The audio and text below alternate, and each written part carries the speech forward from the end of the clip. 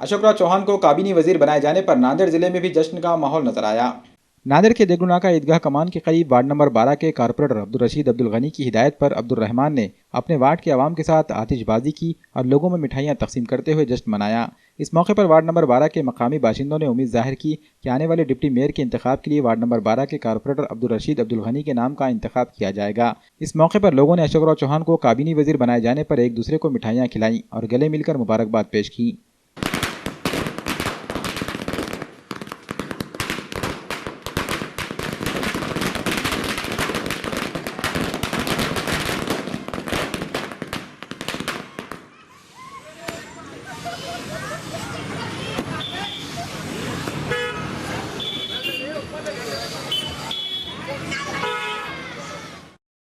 आज अशोकराव चौहान साहब को कैबिनेट मंत्री पद मिलने की खुशी में वार्ड नंबर 12 में जश्न मनाया गया और मिठाई तकसीम की गई। वार्ड नंबर 12 में अब्दुल रशीद अब्दुल गनी साहब के हिदायत पर आज फटाकड़े फोड़कर जश्न मनाया गया, मिठाई बांटी गई और हम आने वाले दिनों में उनको इंशाल्लाह मुख्यमंत्री पद पर देखेंगे, ये उम्मीद करते हैं। अशोकराव साहब ने इससे पहले जो मुसलमानों को नांदेड़ के अंदर 2 बार चेयरमैन की जो पद दिए थे वो मुसलमानों को दिए थे।